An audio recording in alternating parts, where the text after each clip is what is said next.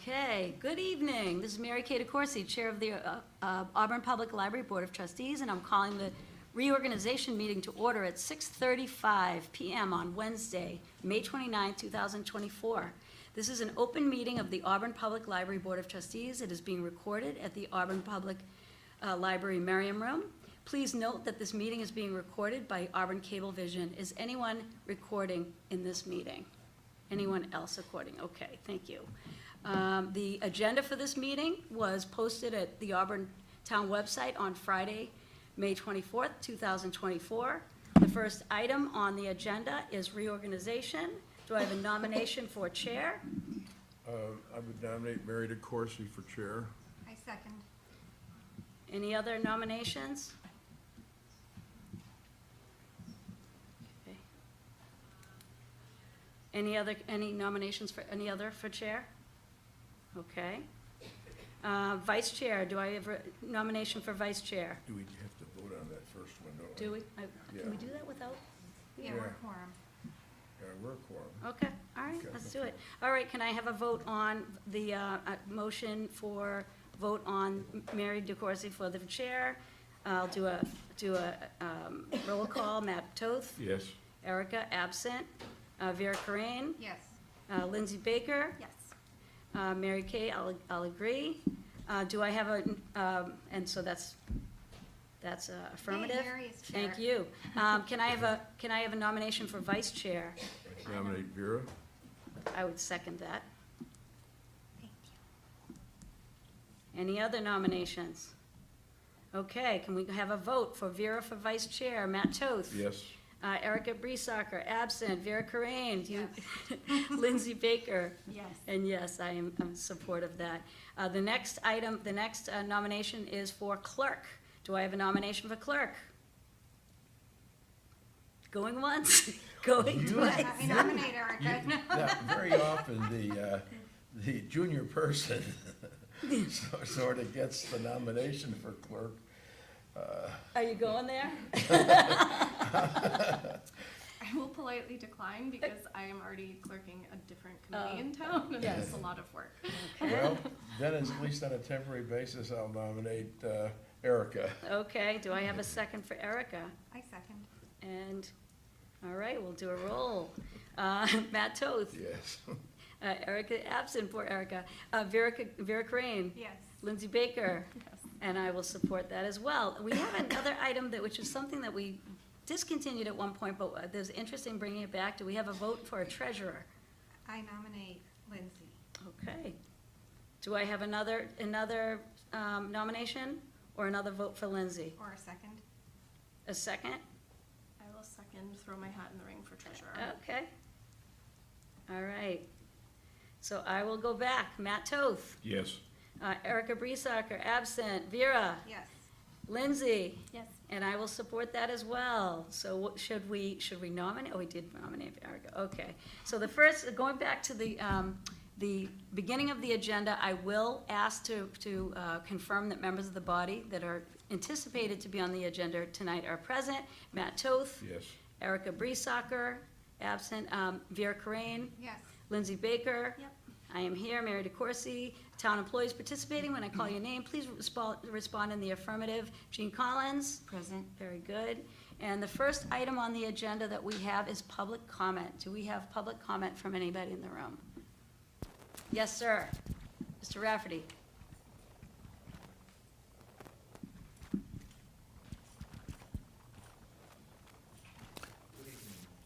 I saw that you had public comment, so I just had to come on down and say something. Great. I'm a great believer in open, transparent government, and the Auburn Housing Authority's got 2 public comment sessions. The Board of Selectmen, thanks to Selectman Corain, brought back a second comment period, so I'm glad that you've added that. A lot of boards do not have that, unfortunately.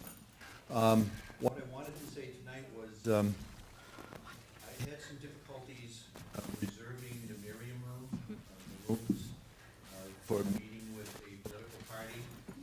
And the problem that I ran into was it was checked, the calendar was checked, and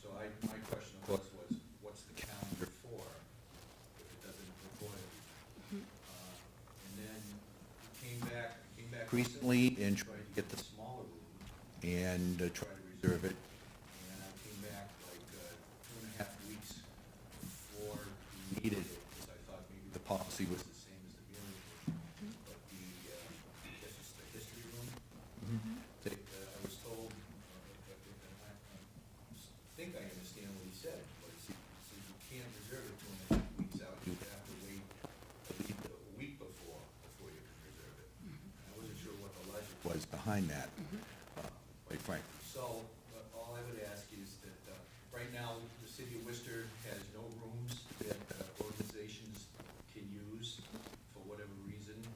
And so a lot of organizations and people are trying to find places so that they can commune with each other and discuss important topics. I've always felt the libraries are supposed to be the center of intellectual discussion. And so it's fitting that we use this location to do that. And all roads lead to Auburn, so it's a great location to meet people. So if there could be some adjustment to the policy or some clarification, so it isn't so difficult. Some of the other towns, like Millbury, if you go to Millbury, you walk right in, they have a policy 2 weeks, but they give it to you if it hasn't been reserved, and the person at the desk does it, the director doesn't have to do it personally. It was so much easier, it was wonderful. So that's my recommendation. And then finally, when I tried to contact the board, I scoured the library site high and low to find out how do I contact the library board trustees. And only at the very bottom of the webpage was an email that apparently went to the director. Okay. And I didn't want to talk to the director, I wanted to talk to the library board trustees. So perhaps that could be corrected, so there'd be more direct communication from the public. Absolutely.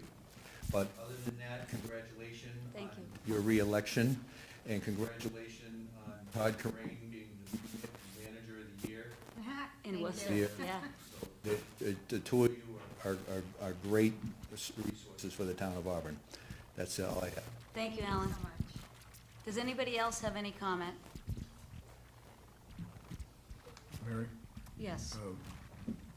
I think it's probably good for us to take a look at that. There's a whole bunch of policies that need to look at, but maybe the Merriam Room policy we ought to take a look at Okay. again. Both policies, actually, what the policies are for anybody in the community to book either the Right. history room or the Merriam room, so that everybody knows what the process is. Yeah. Because you're right, that should be easy, and I appreciate you bringing that up. Yeah, really do. So if I could just weigh in a little bit here? Please, go ahead. You're right, I did sort of move some things around to be able to accommodate you. This room is used very heavily all day, every day for a number of different things, so they're not all put on the calendar. A lot of times it's internal use. This is the only room we have, except for the smaller history room. So I did accommodate you, just because I always try to do that for everybody if I can, and I was able to kind of move somebody else who were, they were willing to be flexible. So we do that for everybody if we can, but this room is the only one. I know other libraries are bigger and they have more space. We just don't have that much. For the smaller room, it works well so that we can accommodate people who walk in, and it's used very heavily as well. So we can certainly look at them, but just I appreciate you recognizing that we did accommodate you. Also, I think you probably logged in on the couple of days when we transferred everything to a different server, and we lost a couple of things because that link had been there, and when we transferred over to the server, everything was, kind of messed up a little bit, and a couple of things were missing. So we did put that back on right away as soon as we found out. So, thank you. Can I have clarification on 2 points? What is this room heavily used for? Since there aren't classes or anything all day long, I'm just curious. This is meeting rooms for us. It's prep room. A lot of programs take place in here. Storage room, especially if we have to do things, we have no space to move things, racks and things, so we move them in here. So we also have to go back and forth here a lot because Circ desk is out there and our desks are out there. So it really is used extensively. And then we don't want to have it so booked up that somebody needs it, that it becomes impossible to juggle things around. So. Okay, and the second point was, so this room is heavily used and hard to book, but the other room you can't book in advance because you want it for walk-ins, right? No, Oh, you can book it up to 7 days. Okay. Yeah. And So this- that accommodates both, or walk-in. If people walk in and it's available, then that, and that works out well for a lot of people. We want to try to balance, the resource for as many people as we can. So a request for 2 weeks ahead of time would do what to the use of that room? A lot of times people just forget, and then we've got the place holdings up there, and they forget, and they don't come, and then so we're holding, the 1 week is really not, I know that it's not 100%, the right ideal, but that's worked quite well for a lot of people. Up to 2 weeks, people, it's the same with programs. We don't promote programs too early, people forget. So that works a lot better in terms of, people showing up, or they remember to call if they're not coming, and then we can take that down and reserve it for somebody else too. So the 7 days works well. And how much lead time do you need for the Miriam room, just for anyone who might need a larger space? I'm pretty flexible with, it's not really a rigid time frame. They just do have to fill out the form and some things that I have to, to look at. So if it's available, I don't hold to a rigid, 1 or 2 weeks. If it's available and they want it in 2 days or something and I can make that happen, I will. Okay. Any other public comments? Okay, so we will go to the next item on the agenda, which is, I provided everybody with the library director's goals that we as a committee are. Before I move on, I just want to welcome you, Erica. We nominated in your, what is that expression that you use? We voluntold you that you're the clerk. That's what I saw. Thank you. That's the tax for being late and thinking today was Tuesday. It's We're fine. not gonna The tell you who tardy did tax. that. It's fine. This is how I've ended up in a lot of roles, so it's okay. So we'll move to item number 4. We, as a committee, our function is to make recommendations to the town manager regarding things related to the library. So one of the things that we talked about in a previous meeting was recommendations for the library director's goals. Again, the town manager is the individual who makes the final decision, but we wanted to be able to have input. Bill, if you don't mind passing those down. If I may make a comment, I actually think we're the ones who set the goals. That's right. And then once we agree on the goals, we give them to the town manager. That is I correct. don't think he needs to approve them, because that falls under our purview. Correct. I think there was a little bit of misinformation about that in the past. Yeah. So you're absolutely correct, that the role is to set the goals, and it is up to the town manager to enforce them. So yes, that is correct. Could I? Yes, go ahead. I have a little different set of, you asked me to send the goals to the To the town town manager, manager. yes. I sent a set of those. It's a little different Okay, than what you've got here. Maybe the wording is the same, I don't know. Could we start with number 1? yeah, let's do that. I don't know what that one is for you, but to hire a librarian, MSL, Commonwealth certified as the deputy director of the APL by September, and a children's librarian, MSL and Commonwealth certified as soon as funding is available. That's what I think we decided on last time, because I forget who had mentioned the concerns about funding, so we put that in there, but indicated that the funding when it's available. Okay. Is that, Oh, can we compare and then discuss and then Yeah. decide if we Yeah, could? in fairness to what Matt is saying, he's actually probably right, because we did have a discussion about this. I took notes, but I did not transfer them. So my version Oh. says achieve full, that was my bad. Okay. Achieve full staffing levels by December 31st of 2024, including hiring 2 licensed librarians. So we Okay. can add one of which should be a children's librarian once funding becomes available. I raised the budgeting issue because only 25,000 is allocated for a children's library person, and I don't know that we could get a licensed librarian for 25,000. Okay, Although maybe a part-time we can, I don't know. those were really Maybe not. 2 different goals. The work with whatever resources available to return to full staffing level at the APL by December 31st, 2024. I got that from Steve's material as well, as what we did last time when we talked about it together. So those were 2 that we had. And then another one that you had was to create a volunteer program for seniors, including but not limited to senior tax write-off participants as well as teens. Yep. And is Is that, I combined the Yeah. hiring into one so that we could kind of fit a little bit more in. But yeah, so I achieve full staffing, or we can go with your version, Okay. however you want to do it on number one, because we're after the same thing. yeah, And create a volunteer program, exactly as you stated I had for number two. Right. okay, so we're really combining number one, and we're putting that along with the children's librarian to work with whatever resources are available to return to full staffing level at the APL by December 31st, 2024. Is that Yeah, right? yeah. Yep. Lindsay and Erica, do you have, is that consistent with what you have? I'm looking at my notes from last time. You guys are smart, you bring like notebooks and stuff. If I bring don't, loose leaf pages, this is I'll what happens. never, ever keep track of them. I just have to, okay. Go ahead. Okay, well, while people are looking for that, the statement about the volunteer program for seniors, is that, I thought that was one that we agreed on. Yeah, Okay. Then improve the aesthetic of the main library area with art, historic displays, study tables, new workbook displays, community bulletin boards, and comfortable reading chairs. That's one that we also agreed on. Is that okay? And then establish a well-rounded periodical section for adult publications of interest to the community and for all other age groups. Is that consistent, or? I actually tweaked that one. I changed the language and you guys have it on your handout. So specifically what I put in was return periodicals to their previous location and establish a robust periodical section of adult publications of interest to the community with no fewer than 40 unique magazine offerings geared to adults by December 1st of 2024.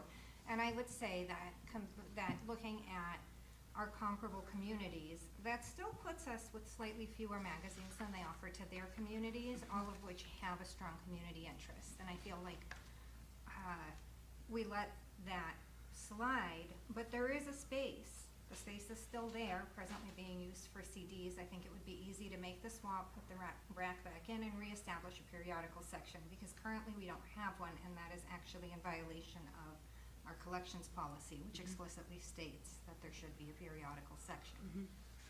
So I went with that level of specificity to ensure that we got a full periodical section for the community as opposed to just, you know, like 6 or 8 magazines. Is that acceptable? Okay. Yeah, I think so. And on the first one around staffing, I had basically just noted that Vera's had sort of tried to consolidate the two from yours, Matt, into one that was a little broader, just Okay, to sure. accommodate budget. That was my note that I had taken, but I think it was unresolved, so. Yeah. Yeah, I had no date listed. I just had pretty much the same thing you said. so. Okay, You and I can just make sure we've got that language all right, put together, okay. yeah. Then we had a sixth one, offer technology classes and other young adult and adult programs, at least 30, with measurable outcomes, aside from the craft offerings by April 30th.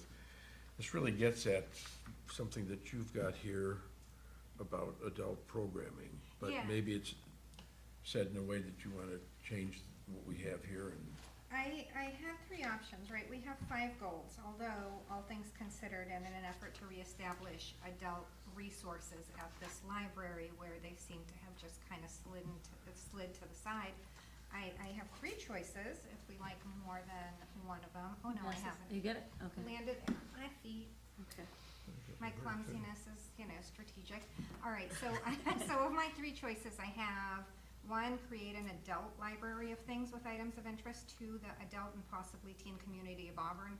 2, and this is what we're talking about, Matt, expand the Auburn Public Library's programming geared to adults, separate of family or all ages activities. Activities can include crafts, lectures, book clubs, technology classes, etc., all geared to ages 13 plus. And I think that's important because a lot of what we call adult programming is really all ages programming, but I know that there are adults in the community that are too young for the senior center, but also want their own thing and as a community resource. And my 3rd one was restore the Auburn Public Library physical collection offerings for adults and teens to a ratio of 70-30 on the shelves, with 70% being materials and 30% being empty space, which I believe is a standard. Without removing any additional shelving, adult bookshelves should be well stocked with materials of interest to adults. I thought those were our top three. I am obviously happy with any of them, so you guys pick. Well, What would you say is like a timeline for a time frame for these? Because I do think that there might need to be different, right? The timeframes would be different depending on which we choose. I feel like number 2 is where we kind of keep circling as a group around having more adult specific programming. And I think I don't know enough about what the current ratio is based on the weeding, and so I would maybe see if Jean could expand on the like what the current ratio of stock is, if you have those figures to kind of enlighten us, because I know it looks sparse, but I also know there's a weeding process and there's been some things moving, so just for fairness and transparency, I wanted to ask that question before maybe committing to any of those 3. So yeah, maybe we could start there with the 70-30 ratio. So you're looking for a ratio of 70-30 for adults and teens. Where do children fit in? I'm not sure where you're Well, you seem going to with have all of children this. pretty well covered, where I Okay, so see a you're lot. looking just for this. So Yeah. as I mentioned a few times, we are in the process of major weeding and inventory. And so, of course, the shelves are empty because a lot of them are back here. We've got a couple of thousand books waiting to come back here. We can't move them out here until we've gone through the inventory, see what's missing, see what we need to pull, see what's duplicates and all those other things. Otherwise, we're gonna be shifting everything twice. So we're still in the process of that. It's still gonna take a while. It's a massive 40,000 plus books that we're moving around and shifting. So that's why some of them are, of course, they're not gonna stay empty. In fact, we actually have to pare down and see, we look at age of collection, we look at circulation history and so forth, we look at duplicates, and so we're looking at all that. Before I came here, there had never been an inventory project or a weeding one that was, organized in that way. So we did a lot of it during the pandemic, but we're still working on that. So certainly, that would certainly be the right ratio that we'll get there. We're not there right now because we're still in the process of moving them around. It takes a long time. It's How a lot long of have work. we been below the 70-30 ratio? I don't think we are. I mean, on the shelves.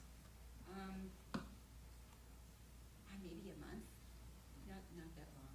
We've been shifting things around, don't forget, so things that were in one place are, now in another place. Trying to Right. find the best spot for it. My concern is even when we get comments from constituents, we get comments on how sparse the library is, how people are unable to get what they want, or they have to order it from somewhere else, and compared to other libraries who are very well stocked. But if that's something that we want to loop back around to, say, next year, we can absolutely do that. We can focus on adult programming to ensure that we grow the programming that appeals to ages 13 plus, not all ages, not family, like dedicated adult and teen. What I've noticed in other libraries is their teen and adult frequently overlap, and the commonality is usually 13 plus, because kids inclined to do library programming are kids who will mix well with adults, so I think that that's fair. Like, by kids, I mean 13 plus.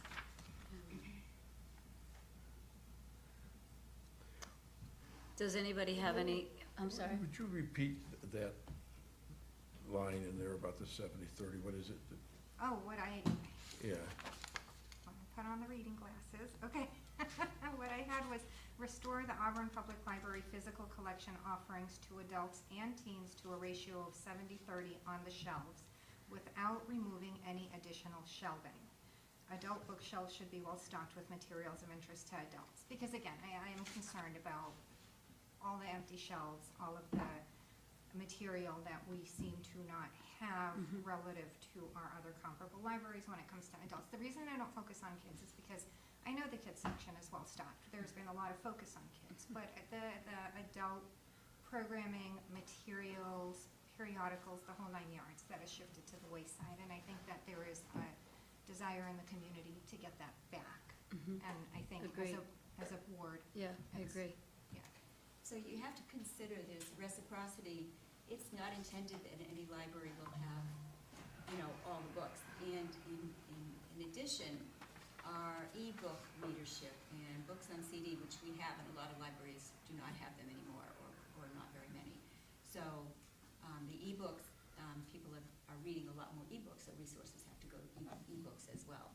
So we look at it, we're pretty much the same as we've been for the last 7 or 8 years, with the number of books we loan out about the same as the ones that come in. So it's actually a good balance. So it's not intended that any library will have all books. We actually do pretty well for,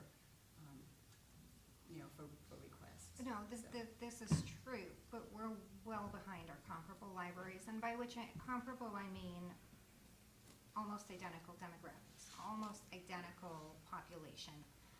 Budgets that are smaller than ours, but they have more than we do, and that's my concern, is that there is a thirst in the Auburn community to have a real library, because these guys are going to our comparable communities, even ones that are not one town over. They're going to these other libraries because they aren't getting their needs met here. And I feel it's in the interest of the community to reestablish that. Do people use ebooks? Sure. But you can get ebooks anywhere, and of course the library is a resource. I think that the people of Auburn should be able to go to their local library and get their hands on the material they're looking for when they come in. And I think the budget is there for that, because again, our budget is easily comparable, if not more robust, than these other libraries who seem much more well-stocked than we are. We do outdo them on museum passes, and those are great, but I am concerned, like, not everybody likes to do e-reading. We should remain a resource for those that want to put their hands on material, and, Have it in front of them. yeah, exactly. And that's exactly why we've done this really in-depth reading, so that we can keep the collection more robust. Those shelves are not going to stay empty for very much longer. We continue to work on that on a regular basis. Those shelves are not going to be empty. It's because we're still shifting everything around. You don't shift everything and then add things and then shift them and take them out again. There's a process to it. Okay, do you have a timeline for that? I'm hoping within a month. We've got people on, I was just on vacation. It's a process that has Okay. many steps. You also have to do a lot of things in the catalog to catch up with everything. And if you're pulling something off the shelf, you need to see if there's a newer edition you want to get, or you're not going to get those at all, or you look to see how many books you have on one author. We look for circulation histories on those to see how many go out a lot. So there's a lot to it. I think that I had written up something, that a whole page full before of our process for reading. We also have, we can only take so much off the shelf, because then we have to put them on book trucks, and we don't have enough book trucks. We can't get more book trucks because we have no place to put them. So it's always this rolling sort of process that we have to keep up on both ends with. So those shelves are certainly not going to be empty. I don't like to put things on the top shelf because people can't really reach them, or on the bottom shelf either, because then they're too low. So we have that sort of like, that issue to contend with as well. As we read So- the adult materials, are we replacing them, so it's a one-to-one? Yes, absolutely, absolutely. So the number will look stagnant, but it's not. It's dynamic, because of course you're pulling books off and then you're putting new ones on. That's the whole purpose of what we're doing with the collection fund. Okay. And we provide books to a lot of people from area towns, and I know some Auburn people might go to other towns as well, but believe me, we provide a lot of books to people in other towns too. That's the beauty of a public library. People can go to different ones, and they can return them at any library too. So that's the, the benefit of the CWMRS network. For now, are you okay with not having this on the list, or, Yeah, we can table it to next year if we have or, not. or September, if it's supposed to be a month from now, I guess you could take a look at it in September, actually, right? Well, true, yeah, Yeah. I mean, we want to do the programming, right? Right. Because that's on your list, that's on my Yep. list, I think we all agree. I definitely want to get obviously, you guys are on the periodicals, and I don't know if we want to add library of things or leave it as is. I was just Yeah. gonna ask that, because I'm such a fan of the whole concept, and I just recently visited the Webster Library, and they have a bouncy house that you can rent for your library card. They have stir masters, they have all kinds of things that would be very costly if you had to purchase that, power washers, things like that. So I'm passionate about that, just because people don't need to spend money just to do something every once in a while. And I would love to see if there was a way that the board could incorporate that It's not programming per se, but it would be a resource that's available to adults and possibly teens, as you say. So we can do 6 goals, sorry, go ahead. No. I'm paying attention to what you're saying, but I've got my mind trying to figure out this adult programming. Yep. If we put number 2 that Vera has, and number 6, that's the offer technology. Do we have interest in offering technology classes as a regular class where they can sign up for those kinds of things? Do we have some interest in suggesting that that happen? We have gotten feedback on Facebook that people want some craft classes, like they miss some craft classes that Bemis used to do, and somebody asked for a maker's room, which I had to look up what that was, and that's a little bit more geared to hands-on, and definitely book clubs. I don't know if there's technology classes. Erica? Yeah, I mean, my question is, what do you mean by technology classes? Because that can range from learning how to use Excel all the way Yes. to, turn on the computer. Right.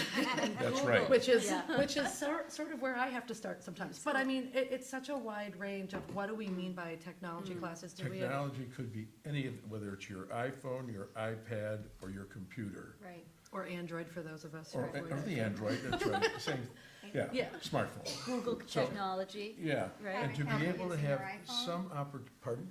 How to hack using your iPhone. So that you'd have some of those kinds of classes. And then if we ever get this maker business started or something like that, I mean, those are all possibilities, but we have nothing now. We have individual support that's very thoughtful support, but it's not the same as being able to sign up for a class. And I don't know of these libraries, I don't think there's any of them that don't offer at least some basic things, whether it's iPad or the smartphone, or whether it's a computer, where you, in a class, so that you're not doing individual work, but you've got a small class. If we find that that is of no interest in this community, that's a different story. But at least we ought to try to do what a lot of other libraries do. So It's true. so it's a broad range of things Absolutely, with the it was just more of technology. a clarification Sure. question. Yeah. So, What a good question. So, I'd offer that, and, the technology classes and other young adult programs, at least 30, with measurable outcomes, so we know what we're looking for in these things, small goals. Well, like tracking attendance, like what classes did you hold each month?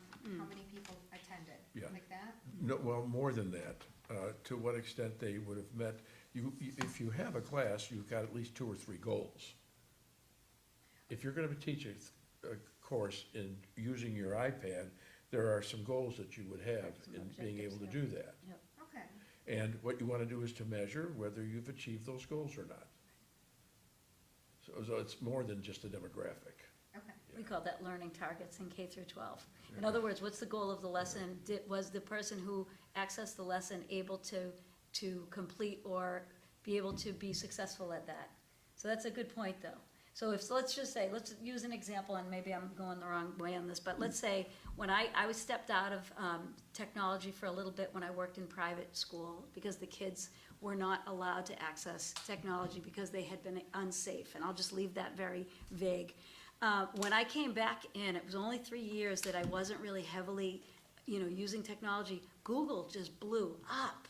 Google Forms and Gmail, and I just literally had to back it up. And I got tutored a little bit by my peers, but I really needed some guidance, because things like Google Slides, Google Forms, like it's something that an objective could be. You're going to learn how to use a Google Slide, how to, edit them, be able to import pictures to them. The goal could be that those would be the 3 skills that you would gain in that class. Is that what you're saying, Matt? Okay. And I excluded the craft offerings from those, because if you're making a flower pot, then you're making a flower pot, you did or you didn't, Yeah, right. so Right. that's why I excluded those. Yeah, no, that's Yeah. fair. I was thinking, because I'm looking at the activities offered by other area libraries, Yeah. because I can't come up with this stuff by myself. I saw things like how to make a sketchbook, right? Like basic stuff, or lectures on cool things, or cookbook clubs, or how to make butter, how to make garlic butter. And I think that there's an interest for all of that, right? And we can definitely query the community to find out what exactly they want. Those are valuable. I don't know that outcomes are measurable, but I would want to keep both. I would want to keep technology and all the other offerings because we should, right? Different people are going to come for different things. And book clubs do count. Yeah.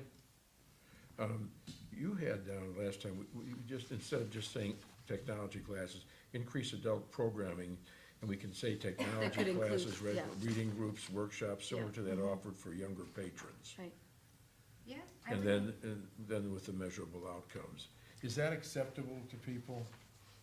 Yeah, I think what you wrote, Vera, in the choices in the new document you shared, number 2 of expanding programming, separate of family or all ages activities, and then the activities including crafts, lectures, book clubs, technology classes, et cetera, geared to ages 13 plus. I thought that was good. I And agree. I think, yeah, I mean, I think outcomes depending on the type, right? I think that would be Yeah. for, sometimes it may just be attendance and like, you know, enjoyment, like we did the thing, I Yeah. learned the thing, I got it, Yeah. versus like maybe with something where it is a class or a more structured event, then maybe there's 1 or 2 questions that follow that say, were you able to, you know, do the thing you came hoping to learn, right? Like, Right. so yeah, I understand your point on measurable and, yeah. Yeah, It could be subjective that way, though, if a person felt that they gained Yeah. what they came for, right? In other words, if that was the questionnaire, Right, just a short, Okay. yeah, Like it. something You like know- that could then be reported out, Okay. It's depending like- on the category of class. When Steve was suggesting last time that we consider, through the cultural council, some kind of concerts here, that's true. You know, you were happy that you attended or you weren't. right, Yeah, maybe, you know, or maybe you learned something about a style of music. sure. Or, right, so I think there's creative ways to Yeah. come up with those, but Agreed. short, simple, Simple. like That's right. pulse Right, survey right at the right. end. Right. Did you learn what you came for? Right. because educational classes that aren't necessarily limited to technology. A couple of years ago, there was discussion No, on right. Facebook groups about wanting finance-based classes for, you know, the kind of people who post on Facebook, how come nobody taught me to balance a checkbook? How come nobody taught me to budget? Like, so we had that kind of adult interest. That's something that we would offer. And I was thinking of something else, and now I'm drawing a total blank, but it was along those lines. You know, so whatever flavor of educational Yeah. thing we're teaching. So we've got that. Then the last one had to do with the monthly Board of Trustees meeting, the director's report, and when those should be available. Now, my understanding is that always required at least 48 hours. But I think, like the monthly director's report, if we're not able to have at least a couple days to read that material, then we sit here and have something read to us. And I'm not big on that. Right, I am I'd not. rather read it myself, and then if I have any questions, I think it's a great opportunity to ask questions about it, but we ought to be able to read that material on our own. And so we have, that they're available on Monday at noon, and then if the library's closed on Monday, we ought to have it on Friday afternoon. Yeah, it was exceptionally helpful to get it a little bit earlier Yeah. and Yeah. look everything over so that we could come Yeah. prepared. And then there were 3 other provisions in that. A completed database assessment of at least one program each week, identifying something like that they don't have to answer right then and there, but they can at least take a picture of it and then answer it when they're ready. And then provide monthly database measurement or assessments of the outcomes of at least one of the APL strategic plan goals. And then the other one was provide monthly updates on the work being done, not that something is already completed, but what's the activity that's related to being able to do another one of the APL strategic goals. So it's just to keep the focus on the strategic plan, because we're gonna have to start thinking about that all over again Next, in the yeah. fall. We are. So, Is it okay, excuse me, my bad manners, you go ahead. is it all right if Vera and I, because we've kind of just finished these out, and then have the approval of the board to be able to send those to the town manager? Is that, the two of us would just clean up the language in a couple of these, and then, we can't vote on it, we can't do anything if you don't give us the ability to do that, then we have to come back for another meeting, because we can't send the material out Right, and then have any response to it, because that gets open meeting violation. correct. But you can accept whatever subcommittee on that, Right. yeah. Vera? I have an idea. Well, Yeah. I have a question. First, I Okay. turn this over to the board and to Jean. With regard to the reporting things, like getting material out earlier and reporting on all the stuff you wrote there that I can't remember because it's not in front of me and I don't have my glasses. Right, right. Can we just agree to have that as a reporting standard? Right. Or do we want to put it in a goal? Like, Jean, would you be okay incorporating that into a reporting standard without putting it into the goals? Or do you want us to add So it? which one are you referring to, the sending them out? Because I have been sending them out. Yeah, no, the So sending, I was out of the country, so that's why this one is a little late, but. We didn't get It's it good, last you're month good. either. that part is good. Right. But, okay, so sending it out like the 48 Monday- hours in I advance is generally what we send talked it as about. soon as I see the agenda posted, Okay. then I send it out. Okay, So that's kind of so my. the sooner the agenda, the sooner Yeah, we get so, your I mean, that's report. fine. Okay. But the other stuff that you have in there, because I don't have your handout in front of me,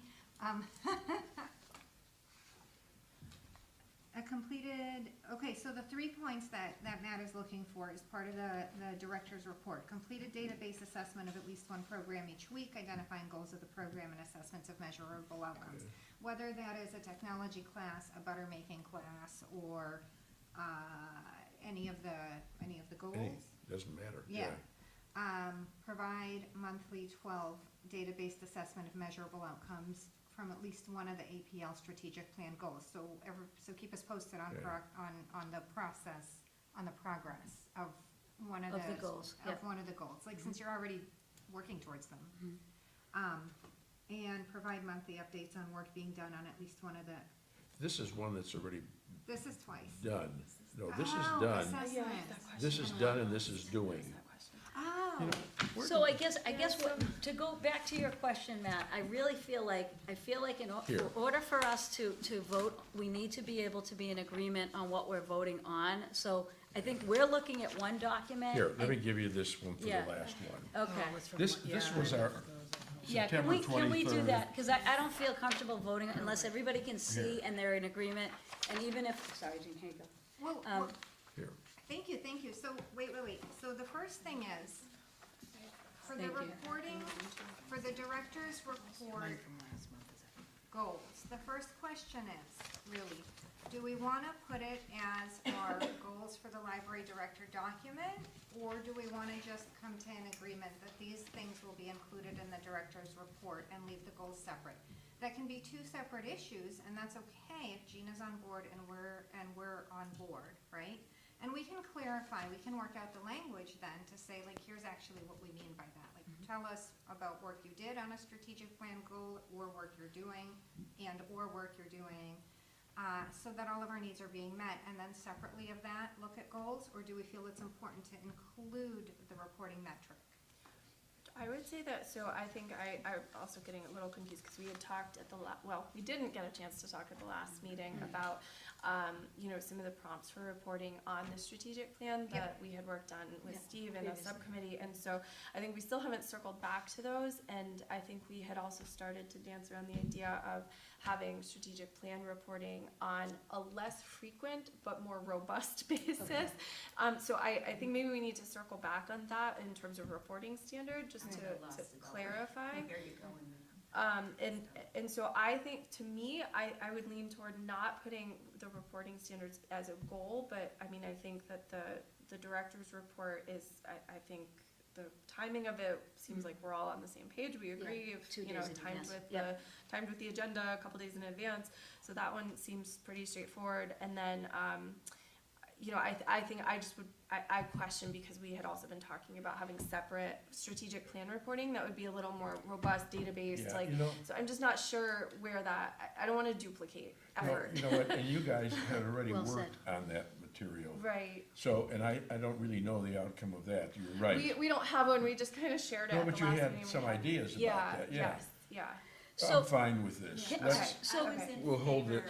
I appreciated what they pulled together because they pulled from a whole lot of different things and sort of like, you know, organized it down into, you know, doable components, and I appreciated the way, and I think I told you that at the time as Right. well, so I'm fine with that. I think I don't have an electronic copy, you just.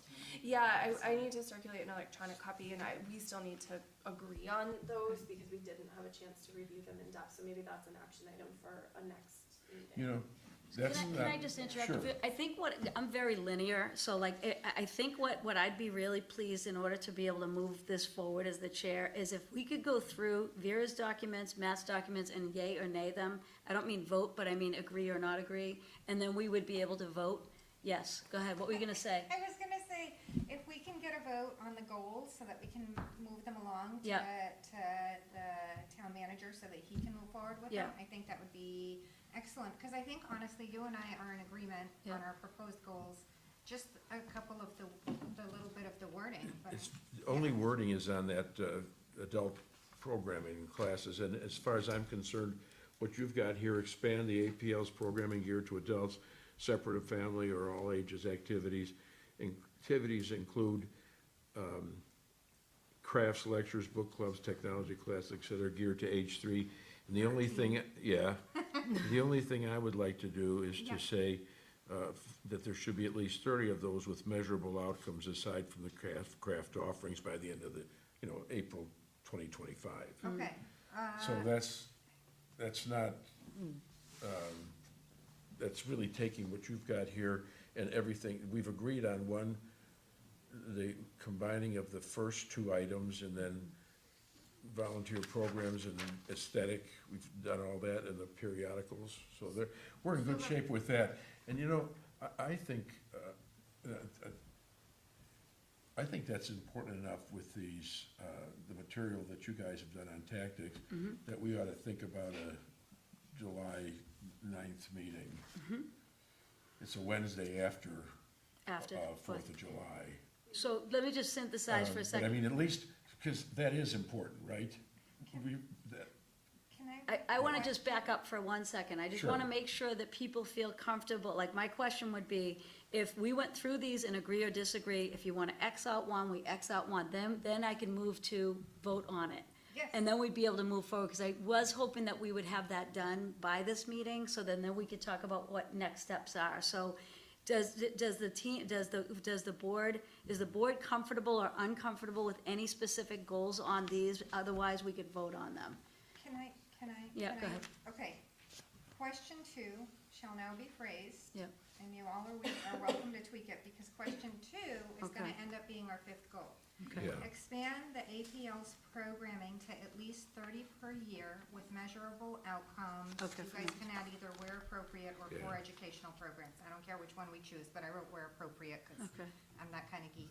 Geared to adults, separate of family, or all ages activities. Activities can include crafts, lectures, book clubs, technology classes, etc., all geared to ages 13 plus. Great. So the only variable is, do we want measurable outcomes where appropriate, or measurable outcomes for educational programs? I think we're Where appropriate. appropriate. Okay. It is fine, yeah. Always Where where appropriate. appropriate. Open. What? And Always that- where appropriate, that is because where that appropriate. might change as, Right, you right. know, Yeah. yeah. So Okay, we that are was in goal agreement in 5. that, goal 5. So goal 1, achieve full staffing level by December 31st? No? No, that's not, You're gonna use yours? no, well, I think That's that's what fine. we agreed to Okay. that last meeting. Hire a librarian, MSL Commonwealth certified as deputy director of the APL by September 1, and a children's librarian, MSL Commonwealth certified as soon as funding is available.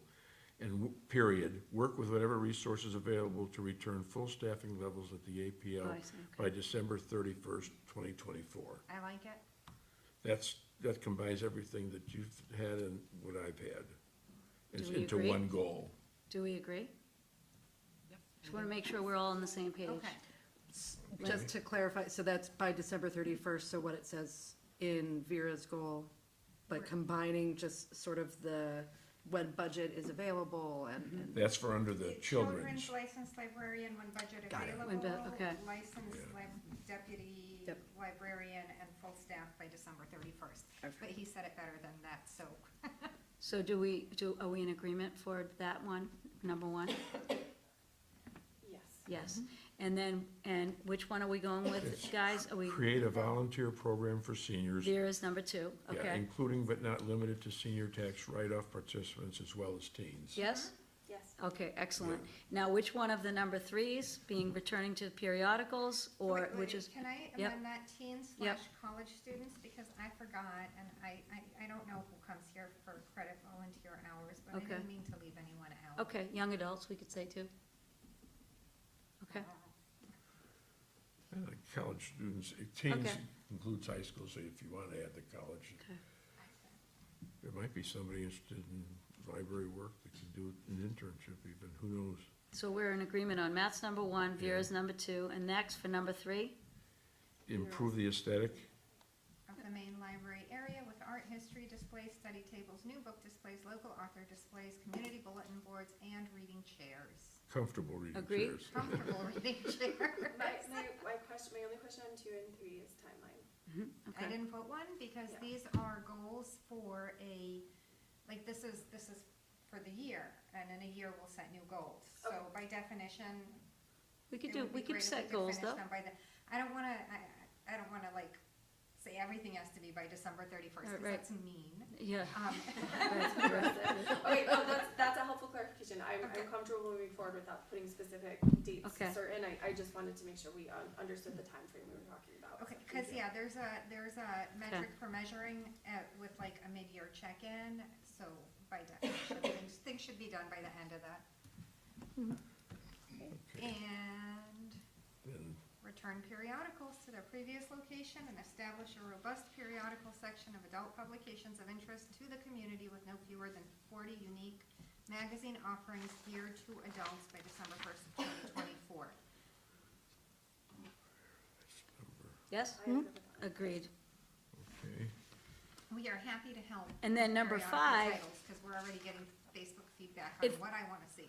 yeah, well, they got a lot of feedback about, I asked a question on Facebook about periodicals, and I was very interested in people's answers, and they were very, very, very diverse. Something Yeah. as specific as clean eating.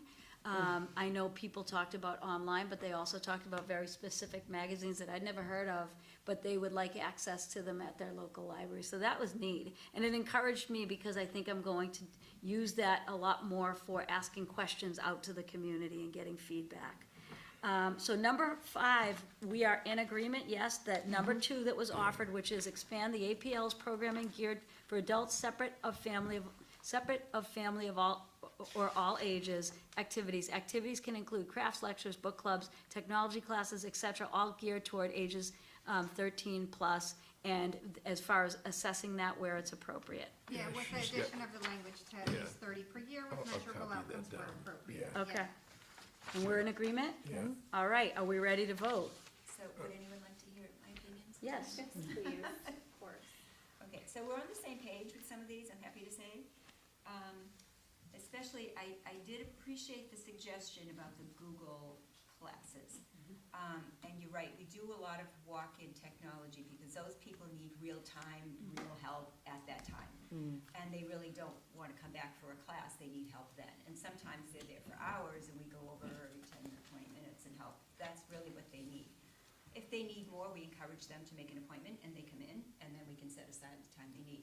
We need to know what device they're looking for, sometimes they need to know what they need. Sometimes it takes a long time, sometimes a short amount of time, sometimes they need to come back. We always have to be very careful too that we don't actually do anything to their device. So there's certain ways and guidelines that we do that. But I do think, we can certainly put it out there and see if there's interest in how to use Google Docs, because I don't use Google Docs because they make me crazy, to tell you the truth. But I'm sure they're valuable, a lot of people use them. And so I'll talk to my technology administrator about that and we'll see if we can set something up. And I think that would be a good place to start, and Well, see where that goes. I would not wanna limit that. I think No, but I we think should, we could start there and see where it goes. We Yeah. also have, I mean, that's so specific. I was thinking about something more general with iPads and phones and things like that, being able to use those things, because that's, the Google And how to use Docs apps. is to Yeah. very do a class specific. with phones, everybody has to have the exact same phone. They want to Okay, do the you do exact same Android thing, phones and you so- do Apple phones. Right. Well, then we have to get Okay, phones. Anyway, I like the idea. I think maybe we could start with the Google Docs and see if anybody has any suggestions about what you think would be good to learn in a class like that, please let me know. So my question about number 3 is, do you want to be involved in choosing chairs or the art? Because we talked about the art in the history room. Yeah, Yes. And do you Yes. want to contribute any funds? Because No. the chairing is I- expensive. in the last meeting, if I recall correctly, you said that there is art, there is a stash of art and Yeah. decoration somewhere, so I think we start there. Right. Because that's budget neutral. Right. And yeah, we can totally have a subcommittee of people who are gonna, of us guys, who are interested in coming in and like taking some time, maybe this summer, looking at what's in there, what can go up before we allocate funds. Maybe what we have is great, that would be awesome. Maybe it's not enough, but let's figure it out first. As to chairs, realistic, I mean, are we down with chairs? We are. When Mary and I met with Ed and Dory, we had talked about library space planners, because, we know it's a small footprint, we know it's a dated building.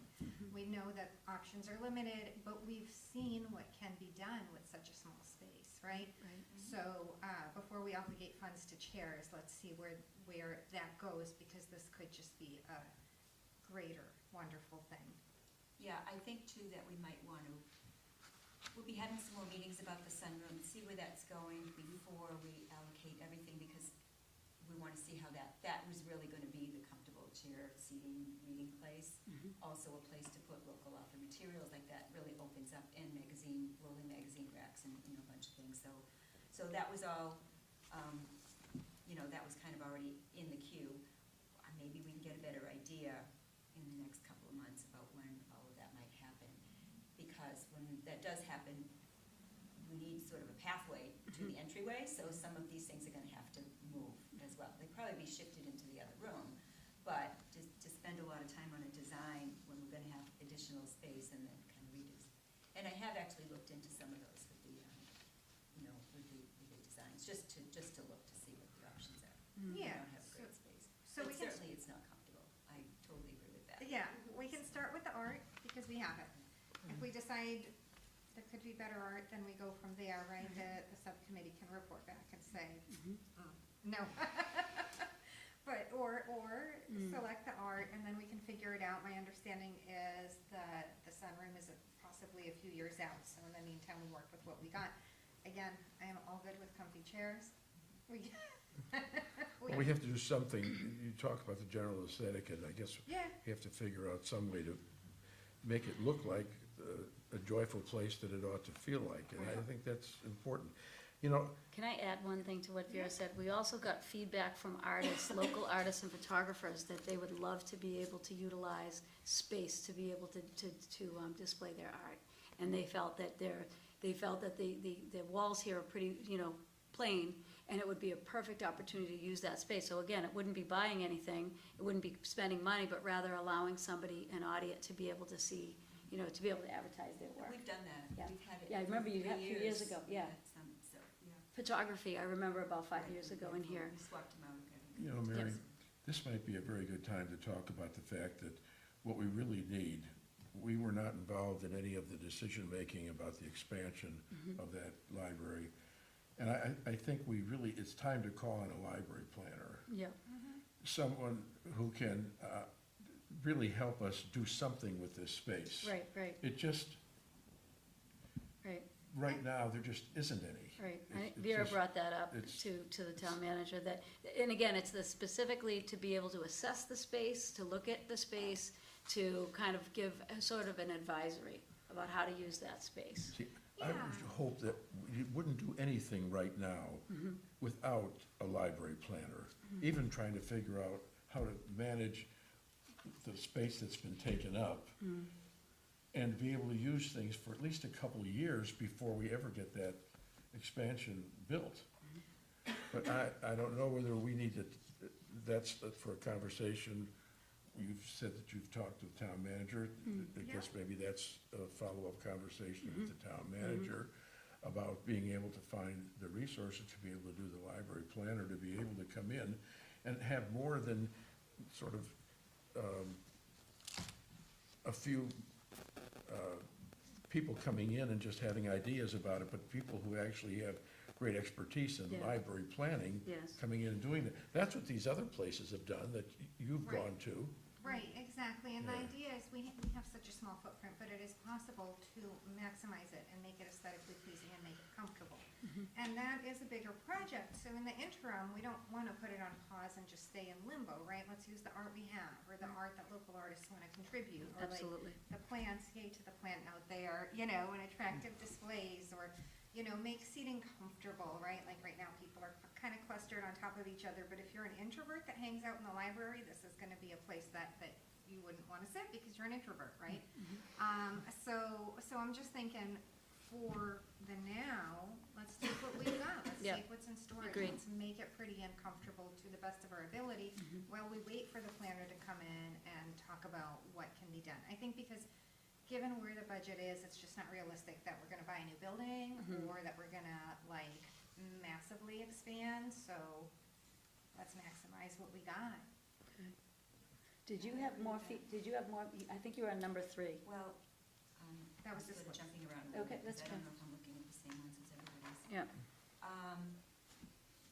The library things is already a work in progress. That's been our goal for a couple of years. We're stepping that back up. It was a space consideration. We have no space to store everything. As we continue with the expansion, we'll be able to move a lot of the things out there. And we have, I think you weren't here at the last meeting, Mary, but I read off a list of about 20 or 30 items that we already either have or we have in the process. None of them are huge, but although I did think a leaf blower might be good, I don't know. A leaf blower would be awesome. It'd be great. So I don't even think that you need to use that as a goal, because it's already our goal, and we're well on our way with that. And I You know- think I added in one of my comments, the cataloger is gonna be meeting with somebody to learn how to catalog, because they're artifacts, it's not just a record that you pull down, because everybody's is different. Right. So we're pretty, we've been on board with that for, a couple of years. The pandemic came along and everything sort of just stopped, but, and now it's really been a space thing, but we are actively working towards that. So. You know, I'm not diminishing the value of, you had mentioned that backpack was library of things, No, And- it's to hold the library of things. but those were not things that they would take out of the library, that they would check out of the library. Those were just children's things from their children's program. No. The backpacks were purchased specifically for them to borrow the library of things and take them home in the backpack. But were they returning those things to the library? Yes, For example, you gotta put them in some sort of carrying yeah, but case. what things did they take out? Like Well, what they haven't taken yeah. them out yet. We've Okay. got a lot of children's things that all go out with. Oh, I thought you books. said you'd been doing this for a couple of Well, years. in the planning stage for a couple Okay, years. We planning have the stage. backpacks and we have a lot of the children's things. Yeah, I Then the thought you were, pandemic came, so we were just trying to ramp back up with it. okay, So so, the backpacks hold, and it doesn't have to be children's either. It could be Yeah. just something, that fits inside the backpack. okay. I just didn't think that we were really actually about, so it's still in the planning stages. And the planning was that children could, in those backpacks, take out things from the library. Besides books, what else would there be that they actually check out? There's a lot of 3D puzzles, all, kind of learning That things. they would like take- magnet things that they keep. would take home. They borrow it, just They like borrow a- it like you borrow a And book they and bring bring it it back within a Okay, certain time so the frame. system exists already for dealing with things like that would, I thought there was some concern that would take too much effort and work to be able to check out library of things and to watch them. So there's some process in place already to, when it happens, to be able to do it. Right. Well, that's very encouraging. I mean, maybe we can brainstorm, so Library of Things did not make it on as a goal. No, it That didn't. made it up as a Yeah, proposed goal, but suggest- as a yeah. little tangential aside, maybe we can also come up with things that we see like best practices, like a label maker. A label maker is ridiculously expensive, and you Yeah. might only wanna label like, if you're a dork like me, the shelves in your refrigerator. So Really? you might Yeah, don't- you could yeah. Really? use that, like I said, we've got Sometimes about we 30 need to help things on other the people list. organize. Cricket. Cricket. Yeah, Everybody like, wants one of those, they buy it, we never use it again, so Yeah. that's good. yeah, exactly, like, So those things that are manageable size, Yeah. also that we have place to store them. yeah, So we do have about 30 things on the list, and some of them we've already purchased. So I'm gonna Yeah, exercise so we can my hear about that. authority as the chair. I wanna Right. give Jean the opportunity to comment on any other things, and then we need to vote. all right. So that- Jean, that I leaves- wanted, we cut you off a couple times, so I wanna make sure that you have all the things that you'd like to share, and then I wanna move to vote. So some of these I think that I need to speak with Ed about, and I don't want to open a can of worms or anything, so I think that I'll skip over a couple of them, and one of about the programming, I'll talk a little bit about that, because that's definitely in the queue, and it's related to the deputy director position, so when I go through that in my report, I'll add some information about that. Great. I don't want to open a can of worms for this, and I'm not sure we don't want to have a conversation, but the union will read us if you have a recruitment volunteer program. Okay. So, I Well, think that's the that. threat we've had now for Wait, about Wait, 6 wait, years. I'm gonna stop, just Yeah. because we already talked to Ed and Dory about this, that would not happen, because what we would be, make sure that none of the activities that a volunteer was asked to do would be anything that would threaten the security of someone's job. So I just wanna table that conversation, because I really don't wanna go there. I appreciate you bringing it up, but it's Sure. something I that don't we wanna already. go there today either. Yeah, no, I wanna move to vote if we could, just because these are things that I wanna make sure we don't become contentious and then not get through the full agenda. So are we prepared to vote on the goals to be moved forward to the town manager? Yeah. So Yes, are we, moved. so I'm going to say so Matt, can you vote? Yes. Vera? Yes, Erica? Yes. Lindsay? Yes. And I vote yes, so that's unanimous. We'll move those along, and thank you so much. I'm sorry I'm pushy tonight, but I feel like that's something that we need to accomplish, and I wanted to give you time, Jean. Again, I'm a very linear visual learner, so things that are red for me, I can't identify with it. I have to be able to see it in front of me. I do have the report, but can we be very, I don't know if salient points is the right thing, or points, or that you want to make about the director's goals and the library director report, or if you want to let people ask you questions, how you want to move forward, but I just don't want it to be very lengthy. Well, I definitely want to go through my report. It's the reason that I spend time writing it, so that I can inform you, so that Right. when you are discussing things with people, that you know Right. how to, address them. I just want to, let me just clarify. I think if you are able to pick salient points and then we can have a discussion, what I'm concerned about is to have it read is something that I just don't think is appropriate. We all had that in advance, so could you just bring up a few points that you want to bring forth, and if any members have any questions, can we go in that route? Because it shouldn't be a very lengthy section of the meeting. We did get it in advance, 24 hours in advance, so we've gotten it. I've read it. So which way would you like to go? Well, my intention is to help you understand some of the things that you bring up, so that Okay. you recognize where we're coming from specifically with programs and things, but I'll go through it as quickly as I can. Okay. Just under facilities, we did remove the, I don't know if you call them water fountains or bubblers, I always call them bubblers. Those are finally taken away. We had to get a plumber in, and then we're gonna be putting in some bottled water, because they just weren't very sanitary, so that took a while to do that. And fix the leak in the children's room. I just already talked about the weeding, and we've got some numbers in there. Position posting, so let me give you an update about the process for that. So I had posted the deputy director position on the MBLC website for 6 weeks. All the applications came to me, and then I forwarded them to Ed. After the 6 weeks, I looked through them all, and I talked with 5 people. And from there, I narrowed down to 3 people. And they all came in, and I interviewed them, and then I provided Ed and Dory with my ranking, so that they could come in and also interview with these people. So the 3 final candidates are very strong candidates, I'm very happy to say. We have not made an offer yet, we'll probably happen this week, and then hopefully the person will start in July. So the intention of the deputy director position is really a one-time opportunity, because that person will become the next director unless something really goes haywire. But that's the intention of this. So after that position goes away, that person would then hire an assistant director. And that would be in a more, because that assistant director would probably be in that position for hopefully several years. And the deputy director will become the director.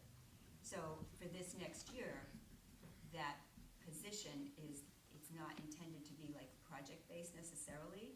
That person will learn from the ground up everything that we do here, so that an easy transition will happen when I step down. That's the intention of that, so. Are they coming with library experience already? Oh, yes, I would not even consider anybody who didn't have library experience. Oh, I have no desire to train from that far down. So the three candidates are really good, and I have, really hoping we'll have somebody to start by July. So that sort of leads into where I'm going with programs. I've been filling 2 full-time positions for a very long time. And this gives me an opportunity to have that person learn a lot of the administrative things, and I'll focus more on more programs, because we have wait lists for programs. The only way to get around that is to offer more programs, so everybody isn't trying to get to the same ones. I will add, though, we have had a lot of adult programs, and if you want, I'll generate a list of them. There have been a lot of them. I would appreciate that. Would be great. Yeah, I can certainly do that. I think you'd find that some of them very, very interesting. So anyway, that sort of addresses that goal. That's one of my goals as well. And then, when I step down, the deputy director will determine whether that person's going to, shift to the programming side or the administrative side, and nobody will have to work the 2 jobs. It just sort of grew that way. Certainly never intended, and I certainly hope not to do that for too much longer. But anyways, it's been good. I do want to step more into the programming side, and I will hopefully have a little bit more time. So, anybody have any comments or questions about that? I will send you an update about the new hire as soon as the person is actually hired and they can give you some information. Just quickly, I'm still working on the library website. It's kind of there. There's some content. I've got to write some more content, and we've got to sort of still tweak a few things, but it's pretty good. I kept it pretty simple. A lot of libraries have lots of stuff on their page, and we didn't want to do that. We needed to be more simple. So we're still working on that. 2 things on the library website. One, the museum passes are not connected to the library website, which They're I'd right like. there. Huh? It says museum passes. It's an Oh, okay. image. And it's also on Constant Contact. It's been there for years. And, yeah, So- because someone like me needs it really basic and easy to find where the Well, stuff is. when I'm finished, it's also going to be on a tab, so you'll actually be able to go right into the logo, or you can go into the tab. But it's definitely there. We have hundreds and hundreds of hits on that website, so it's there. Awesome. Second thing, as I look at our website versus other websites, I notice when we have, for example, Lego group building a truck, and with a link, and you click on it, and it gives you a pop-out, which says Lego group building a truck, as opposed to, say, other websites, which when you click the link will say, Lego group building a truck, ages 6 to 8, we will build a truck at blah, blah, blah, blah, time. Is it possible to put a little bit more description in there for people who might not have gotten the newsletter with the description, but are perusing the website for activities? So the intention of the pop-up is so people can print it if they want to, and then there's the link underneath. I will tell you that part of the website design, we're not going to be able to get to it right away. To be ADA compliant within a couple of years, it's going to have to be audio anyways. Okay. So we're going there.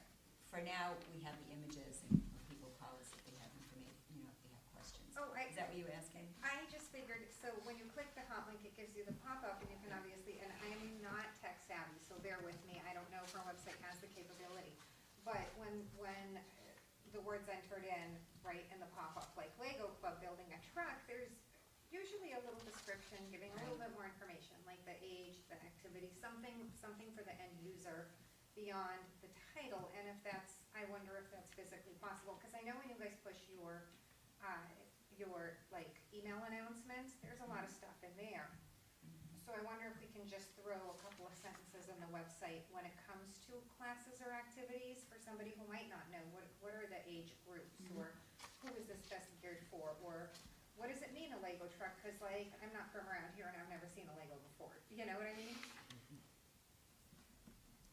It's just a Okay. suggestion, like, I won't hold you to that, but. I guess I'm not exactly, I've not had any questions about what it meant, but Well, no, I'll keep that okay. in mind. You could look at other libraries. Yeah, so let me use a better example, which you guys don't have, so this is an easy neutral example. 7 PM Miriam Room garlic butter, or making garlic butter.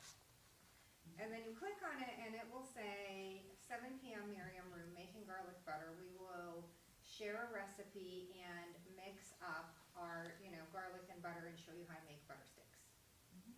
And that is what lives in the pop-up, so that somebody looking for a little bit more information who's looking at the calendar knows what that is, right? When they click it, boom, and then it can go away. So something like that, something, not that you guys are making garlic butter, but something to make it easy for the end user about what the activity in question is, who it's geared for. That's also a place where it might say 13 plus, So I think that I usually do put a lot of information in those. Okay, all right, Nice, but- could be I'm looking at the old version, I'll just double check. Yeah. It's a suggestion. Because I do try to put as much as I can, or if there's an author, I'll put, some information, sometimes a link to their bio or things like that. So I think that I do, it's only a certain amount of space. Yeah, I And know. I know that I've had feedback from saying people don't want to hunt for the date and time, they want that nice and big where they can find it, and that makes sense. So it's always limited space that I'm looking at, Okay, but I'll keep that in mind. okay, cool. Okay, so just quickly, I just wanted to, we did the Daisy Girl Scout Badge Program. They were so excited because it got to be in the expansion room where nobody else had been able to go in there. We actually collected a lot of materials. Their badge was about bugs and shapes in nature. So we blew up some big pictures of insects and had them look for shapes in there. And then we collected a lot of materials like leaves and twigs and flower petals. Auburn florist, I called them up and I said, do you have just some scrap petals and things that we could have? And they were very generous. We went over and got them. So they made these really cool bugs on these wooden shapes that they could hang up, and that we read a couple of stories and did some literacy sheets as well. So that was successful. They got their badges. Just quickly, tomato plant giveaway started today. About half of them are taken. If you want one, you can register and we'll give you one when you go home. Our summer reading program, Children of the World, where that process is in place. Kickoff is anticipated for Saturday, July 12th, and it goes to August 16th. We hold it for 6 weeks. Summer camp is also being developed. I think I talked about that before. Our toddler program and breakout sessions. We offer these twice a week. It's actually 4 programs because both breakout sessions are for the older siblings, and that becomes pretty, a lot of work for the 2, but they're always full, so it's a good thing to do. Library programs, our library things, I already talked about that. Maybe just to give you an idea of some of the programs coming up, Ted Reinstein has a new book, Travels Through the Heart and Soul of New England, so I've already contacted him, and he'll be coming out probably in the fall. Soap making for children, soap making for adults, Animal Adventures Rescue Zoo, butterfly kits, live butterfly program, kites, hands-on nature, it's various programs. Professor Bugman, he'll be doing a program outside. Planting flowers, earthworms, sand art, scavenger hunts for nature, dinosaur fossil hunts, kinetic sand castles, astronomy, outside nature walks, and so forth. So there's a lot in the queue, and there'll be more. We're very busy in the summer with those. Let's skip over this. Teen advisory group. So I'm hoping the teens will, number one, help create their own summer reading program and see what it is that they want to do. I don't want to offer them something and say, here's what we think you would like. We definitely want to have their input, so hopefully that will work out. We have a couple of children's books in the children's book clubs in the queue that I've been approached by parents and their children. So now that we have the space in there, the dividers work really nicely, so I think we can probably make that happen.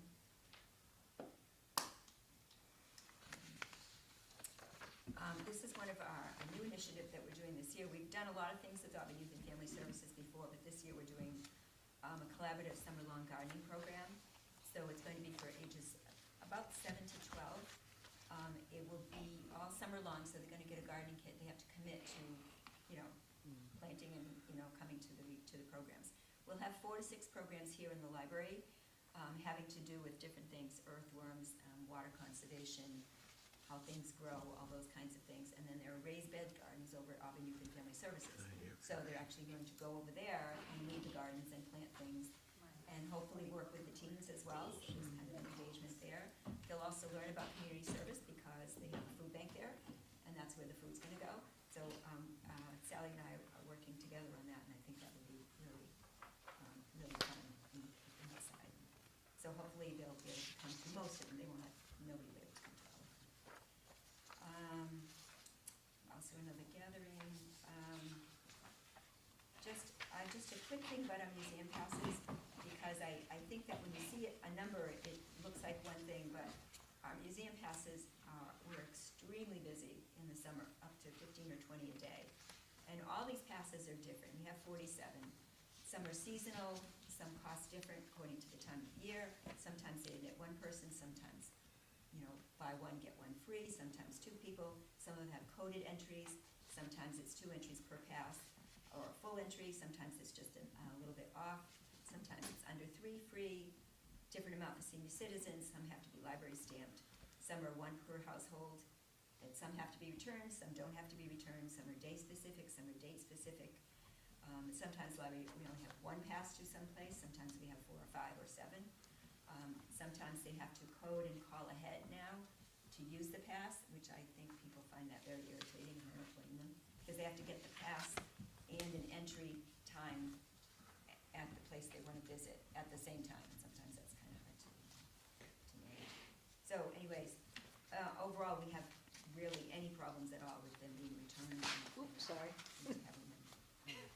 So, I will skip the rest, I guess, because, there's other things on the agenda. Quick question about museum passes. Is it a different process to book the passes depending on the pass? The process for booking them is they can call us on the phone or they can stop in. So we immediately will get the pass, we have forms that are specific, we write out the information. So we take care of all that, they just tell us what they want and when they want to visit. And they can pick up the pass the day before or the day of the visit. Unless it's a weekend, then we accommodate that. So question, because I noticed you had one to the Sandwich Glassblower Museum, which is all the way on the Cape. Yes. I assume that's not one they have to pick up the day before, because it's all the way on the I Cape. have made exceptions for that. Okay. In addition to, that's right near, I think it's Heritage, so that's a partner pass, so if you wanted to go out there, you actually could borrow both of them. Okay, all right. Nice. I was just thinking of the logistics. I think Yeah, it's great that we it's a have great place to robust go if you haven't museum. gone, it's really nice. So there's a couple that we have partner pass options if they're far away. Okay. So the next item is questions for the library director. Anything about the report or any specific questions? No, I do have a question about the library hours. Do you expect to move more nights to 8 o'clock? We continue to track attendance. It really has not changed since the last time. It's 0.06 people for that last hour. So we are open until 8 on Thursday. And sometimes there's a few people here. Certainly in the winter, there's really, nobody. We can certainly take another look when we have, more staff, because that means we need administrators in the building at all times too. So I wouldn't rule it out, but right now, our traffic does not support our adding any time. Do you guys get a lot of traffic at 9 a.m. or 9:30 a.m.? Most of our traffic is kind of 11 to 2, and then later on in the afternoon, especially when the school is in, then we get really busy at the end of the day with a lot of children coming in. And then summer's completely different. And don't forget, we're open on Saturdays and all summer. A lot of libraries aren't open, and you don't even have to be for MBLC. They sort of don't count the hours requirement in the summer. You're allowed to kind of cut it off, but we don't. So currently it's 3 hours on Saturday. Does that expand? Do you anticipate that expanding in the summer? No, it 10 to seems 1? to be fine. Yep, Okay. it seems to be fine, because we can fit in a program, the friends can fit in their book sales, and it works fine. Okay. My concern with the Saturday hours is it tends to exclude kids who participate in a sport or an activity, because that's prime time, if memory serves, for kids in sports or activities. I look at people with kids, because mine is 24 and he's doing his own thing. So that's always been my concern with regard to Saturday hours. Yeah. Is are we cutting out a chunk of the population that would otherwise come? Because I noticed that the hour chunk is just a little bit, It's very thin. Yeah, Yeah, that's feedback that we've gotten as well. yeah. That people would like to have a longer, library hours on Saturday. That's some consistent feedback. So I'm hoping that you could consider that moving forward, as you mentioned, with more staffing. Considering it maybe at the next budget time to see what are we gonna add in the evening, or is it maybe Saturday, doing both would probably be problematic, but I'll consider that. I'm very concerned about not being open, except for one evening a week. You can't really have any kind of programs, For adults. for adults. It just makes that impossible. Nobody could rent out this room because the library is open one night a week.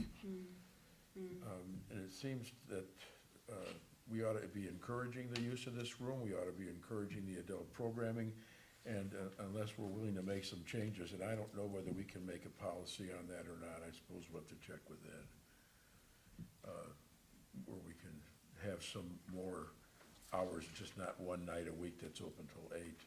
Yeah, no, that was, we did get some feedback from people saying that it's, that they would come after dinner, but they don't come after dinner because it's not open till 8, Yeah. unlike other area libraries, and that's why I asked if the traffic in the morning justified the morning hours, because of course you don't wanna be here like 24 hours, that would stink. But I guess finding what the community wants or when the community will come, like, does the foot traffic that happens on Saturday, is it robust enough to justify cutting out like any kid involved in an activity, or, do those, would we lose those kids anyway by looking at other libraries' commensurate hours? Like, is everybody missing those kids on Saturdays? Maybe, but then are they the stragglers who come in after dinner? I don't know. Might get one. I know Webster closes their library on 1 o'clock on Wednesday, and they have long library hours on Saturday. So would that be something that could be considered if it meant, shortening it at one specific weeknight and to expand on a Saturday? Or closing early Friday. I think for our community, it would not be well received. Okay. I had done, I'll send it to you if you like, it was a couple of years ago, an extensive assessment of library hours and who was open when. And we came out really strong compared to a lot of them, because if they were open on Saturday, they closed on Monday, or they closed half a day on a Wednesday, or they closed on a Friday or something. So we've been consistent. Our community likes our hours to be consistent. They don't really wanna, this is the day I can't come in the afternoon. So I'm not sure that would be well received in our Okay. community. Okay. So, but it's all Well- into consideration.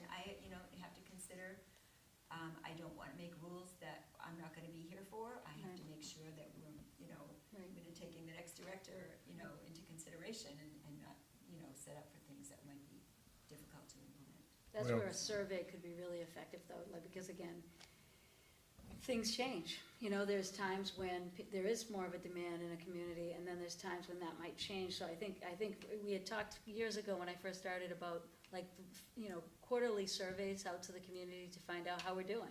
Is that something that we could do to kind of take a look at the library hours? So, Go ahead. Well, No, can Jean I just wanna give her a chance, go ahead. So one of the things that I was considering on the website is a small area for like ongoing surveys, not for a long time, just maybe here's a survey from the Board of Trustees, here's a survey from the library, just a week at a time, just some quick sort of snapshot surveys.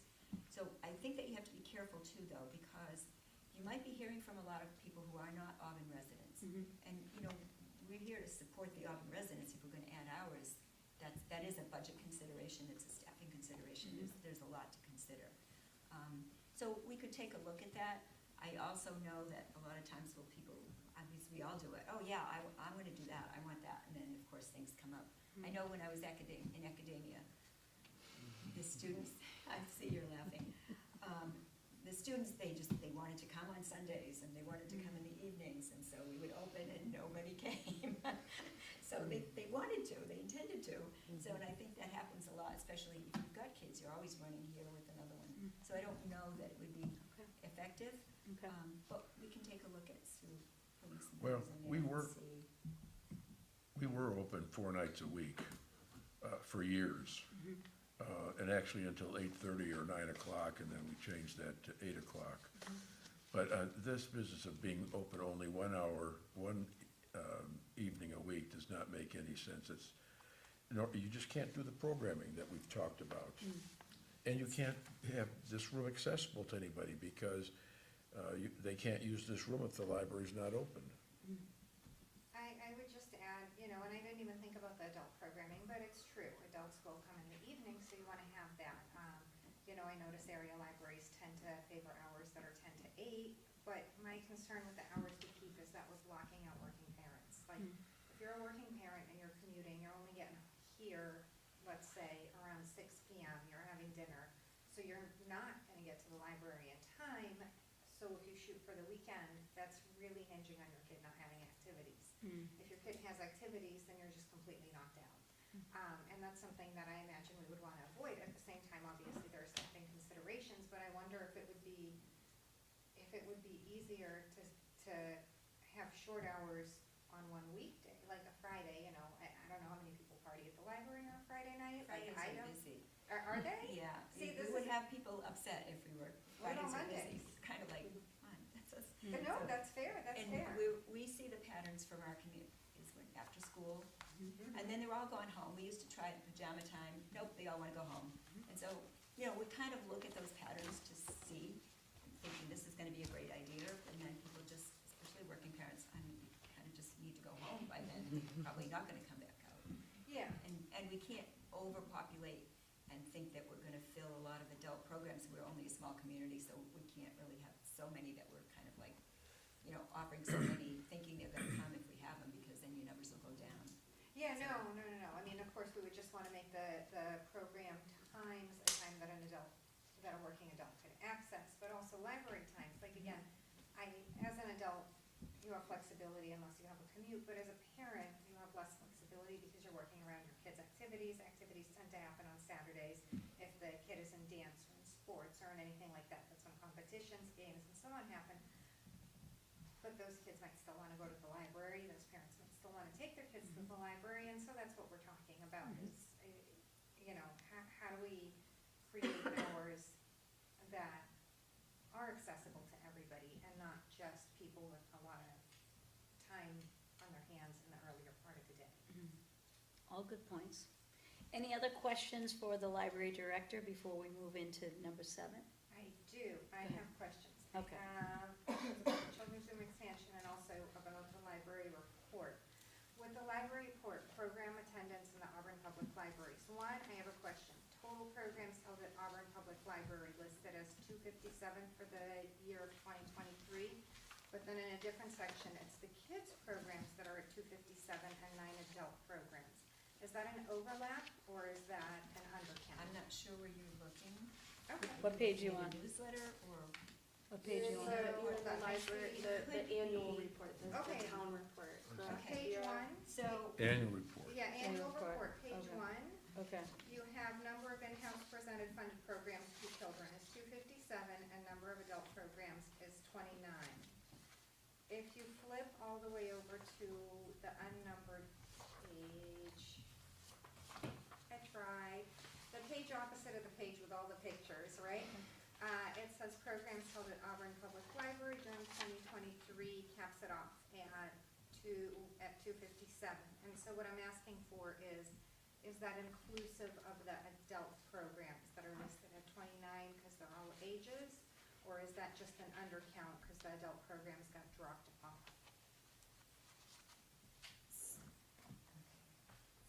Sorry, if there were numbers, I would make it easy. I can't put numbers because it's, well, I guess I could put numbers. Can you hold up the page again? Oh, okay, so the I page see with what all you the mean pictures, here. right? Yep. The one that's immediately preceding it. Okay. 8, page 8. Page 8. 257.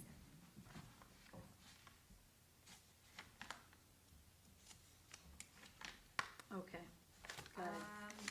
Okay, so what probably happened here, some of my reporting is fiscal year and some of it's calendar year.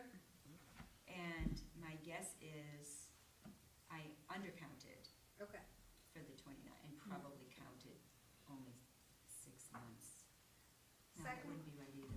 okay. I don't know, I'll take a look at it. Okay. Oh, no, you know what, that's attendance. Are you looking at attendance? No, I'm looking at programs held at Auburn Public Library during 2023, colon 257. That's 257. about midway down the page. Yep. Yep, okay. So, it's actually 29 more. Okay, and then Yes. second question, same page, children served, 7,637. Are those unduplicated kids, like, for example, you have 10 kids that go to 5 programs. Are we counting them as 10 kids or 50 kids? Each child who attends a program is counted once. Okay, so if they attend 10 programs, they're still counted once? No, they counted per program. So, So okay. if a child goes to 10 programs, they counted once for each program. Okay, Might be the same child, but it's still a different attendance at a different program. okay, and same for adults, they're. Yeah, and that's okay. and that's consistent with the way the state wants Okay. things reported as well. And then, hold on, I wanna make sure I have all my questions on the report.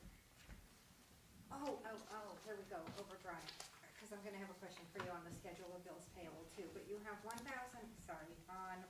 page two, 1,988, number of e-magazine circulations through overdrive. Is that just at the Auburn Public Library? Is that like, so just Auburn residents Yes. taking?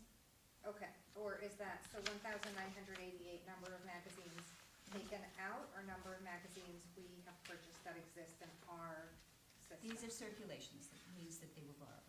Okay, okay. I got that. I'm gonna loop back to that, but I'm gonna, under the bill schedule, but I am gonna pop over to the children's room expansion for this for a second. You sent out a second one saying, Gordon at DPW, working on bookcases for the technology walls, which require specific supports. So, have the walls, have they been engineered to support the weight of books and the proposed mounted bookshelves and everything else? We've had like the engineering Yes. component in Yeah, there? our town engineers checked out. Okay, all right, because I have been looking at like spacing and ADA compliance and all of that stuff, because, you know, we want to feel good when we wander around. I got that. You got any questions on schedule of bills? I don't know, the May 14th bill schedule. I just wondered who Christine Lewis was, what that person did, Kristen Lewis. May 14th, that would be the second page of May 14th, I believe. Yeah, it's the third page, second page of this report, May 14th. I think she was the consultant. And what's the name again, Matt? Kristen Lewis, it's on page, it would be page 4, but it's labeled page 2 on the bottom just because of the. She was the carpet consultant for the expansion. Okay. Carpet consultant? Yes. What do can you tell me what a carpet consultant does? Well, it's a long rectangular space, and there's certain materials, it was carpet over carpet. I wanted to make sure we got something that was durable and that has the tile, so we could peel up if they got damaged. And also, we didn't want anything just flat, and needed a little bit of character to it, and so she brought some samples and made some recommendations. And then I had sent those to the board, and I also sent them out here to the public, and overwhelmingly, they chose the blue. And so that's what she gave some ideas, because I didn't want to make that decision without somebody sort of like, giving some professional. So that's what she is. I'm holding my breath a little bit because I'm thinking of all the other decisions that went into that construction. There would have been other nice places to have had consultants. DH Pace Company, just about 4 down, Okay. 1821, That's front door maintenance. okay. And then the Conway Technology, That's our printing overage. oh, I'm sorry, Printing overage, like copier overage. We pay a certain amount, and anything over than that, we okay. over that rate. Does that typically happen every month? I haven't seen that before. I believe we get, I don't think it's a monthly, excuse me for 1 minute, I'll check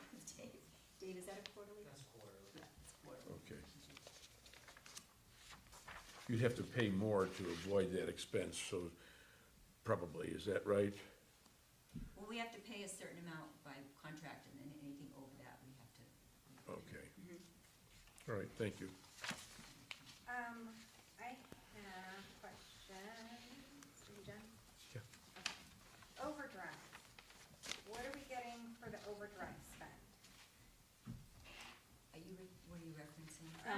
So either May, where overdrive is $1,999.54 for, that would be May 14th, and then overdrive appears, again, I know that's technology, I'm just curious what that gets us. That's our e-content. Huh? That's our e-content. Okay, so, and then overdrive on April 30th, $2,105. Right, same thing. Okay, so what e-content does that get us? So are you talking about the variety of text that we're able to Yeah, get like- through the e-content? Yeah, I'm, Like, in other words, fiction and nonfiction, is that what you're asking? yeah, Like what else in there okay. for 2,000 a month? Okay. Well, they're ebooks. Okay, So you access them electronically. That's what we pay for the access. do you pay per access or per book and then, There are different ways to do it. We actually pay by book. We don't bundle or anything like that because sometimes you get things. So we actually track to see what has a lot of, we kind of coordinate what print has a lot of demand, and then we'll make sure we get one in ebook. Every once in a while, we get two, mostly just one. So, okay, and so we that's, kind of like make sure, because some people like the ebook and some people like the print. so 2,000 a month on e-magazines and e-books. And then on page 1, Central Programs Inc. Gumdrop Books, that's kids' books, right? Correct. For $2,813. Sorry, learning this so I can keep track. Edward Lucky Dara Animal Adventures, that's a class? That's a museum pass. Oh, cool. You have a lot, I'm not on the ball on all of them. Blackstone Publishing, books? Those are books on CD.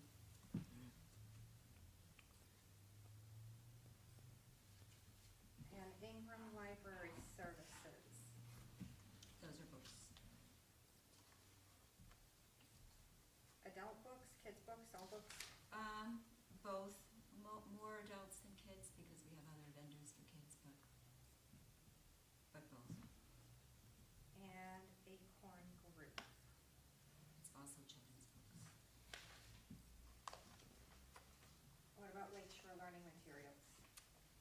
Those are, depending what that is, we get some of our seating for children there. They have really good quality learning materials and seating and puzzles and things like that. So.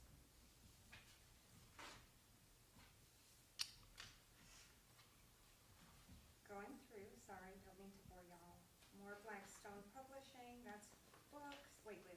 I forget, did you tell me that was adult books or kids' books? That's adults. Okay, so Blackstone is adults.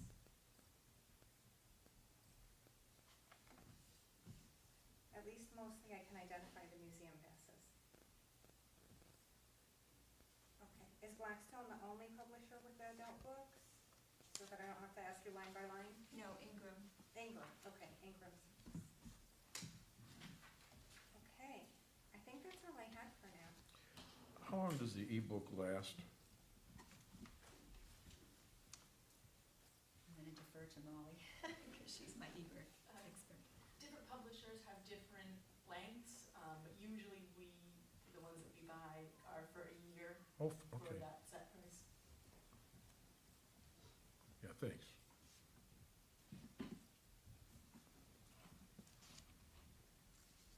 Any other questions?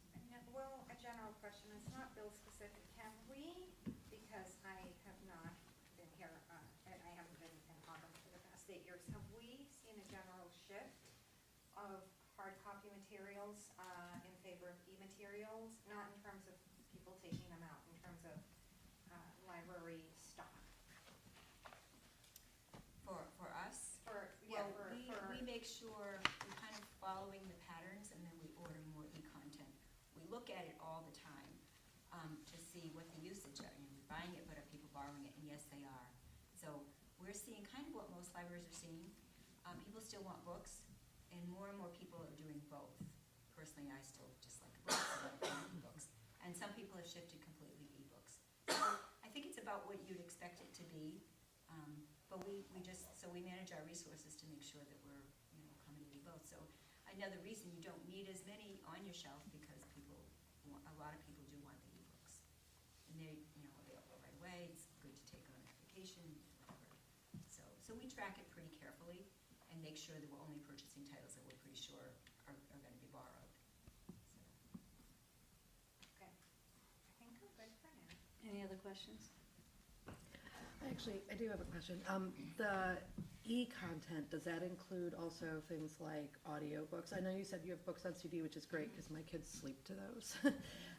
But Yeah, also, audiobooks, which I know can be complicated and you can run into Audible, of the company that shall not be named here.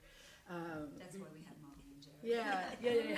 And I know Libby is one of the ones that people use, so I wasn't sure if we've seen an uptick in people asking about those, in general. I mean, People who read them know how to go on and get them Got themselves it, yep. usually. They'll come in, that's one of those, they need 10 minutes with somebody right then because their password didn't work or something like that, and that's when it's real-time assistance, and then pretty much they're good to go. If they run into a problem, they can call. Usually they'll come in, and if, we'll make sure one of our tech specialists goes over and spends a little time with them, and 90% of the time they're able to, get them. Awesome. We good? All right, number 7, I want to explain. We've gotten a lot done this year. We've talked in the past about organizing our meetings so that we're prioritizing things and then having a timeline that we're achieving our goals as a board. But we also have played around with the schedule in the past. So when I started on the board in 2019, and then in 2021, one of the members suggested that we, lessen the amount of meetings. So the first piece I want to ask is, what are the things that the board really wants to, generally things that we want to prioritize? And then to agree upon, currently what we are doing is, we are meeting from the first Wednesday of September through November, breaking December and January, and then we are going February to our, June 1st meeting. This is our June 1st meeting, for lack of a better way, because the election came about and we wanted to fit this in. So I want to hear from board members, what would you like prioritized, thinking in terms of we will break into subgroups to get things done, because we're moving, right? So what do we want to accomplish, and then what type of schedule would we like to, plan for this year? Go ahead. For me, the schedule that we have is just fine. Okay. I know that we're doing this meeting in July, but, I really do think we've got some, I think all that work that was done by the subcommittee is something we really should be Yep. working on, and then, Okay. so that's my feeling about schedule. We can always add a meeting. Somebody was on the board that thought you couldn't add meetings without a big deal, but we could add a meeting anytime we want to. That doesn't really matter. So if we needed to do something, we always could. So my feeling is the schedule's fine the way it is. Okay. Lindsay? I'm fine with number of meetings. We tend to go roughly 2 hours. Yeah. And last time we went 2.5. Okay. And so the meetings have been long, and Right. I don't know if some of that is just like getting a little more organized around agenda, which Right, by the way, I really like this new format. Right, It's much right. easier to read and navigate. But if I had my druthers, if we could start a half hour earlier, like at 6. Which we used to. Yeah. And I'm okay with it if the Okay. board is okay with it. We switched, we had one member that couldn't make it until 6:30 about 3 years ago. So how does the board feel about it'd be still, first Wednesday of every month at 6 PM, not AM, 6 PM. And we generally haven't we've gone recently long, because I think we're trying to get things done. Sure, we're getting our feet back under us. I get it. Yeah. And we're also trying to reformulate how we're communicating and making sure that we're giving time to hear what's happening at the library, but also asking some really important questions. So how does the board feel about, start time would be 6 o'clock, And my preference too, Lindsay, would be under an hour and a half. Oh, So- yeah, so, I mean, I get it, we gotta cover our Yep, business, yep. I'm not, this is not a complaint, I'm No, not no. even that committed to 6, No, no. for me personally, Yeah. this pushes something right up against bedtime with Yeah, a very grumpy fair. toddler, so a little earlier would be really nice. What are you thinking? 6 is fine. 6? I actually also appreciate the blocks of time at the holidays Yeah, and in yeah, the okay. summer, because that's the only time I can travel home to see family. Right. Because I live 1,000 miles, Right, from fair. 1,000 miles away, Right. so. How's July gonna work for you? Is it gonna work? That'll be fine, because my kids are in theater, so I won't be going anywhere till August. Neat. Yeah. How do you feel about it, Jean? I would love to start at 6 o'clock, because Okay. I'm generally here at 7. Okay, fair enough, fair It's a enough. long So day. it's kind of like, Matt? And I'm fine. Okay, so, and we're keeping the schedule, adding July. So in other words, we're just adding a July meeting? Yeah, you know, as soon as we can after the election, Okay, which is what we did this year. yep. No, but what July though? You referenced July, after the 4th of July, Oh, yeah, this year. this year. Yeah. But no, we're not committing to that moving forward. We just I want probably not wanna do that again.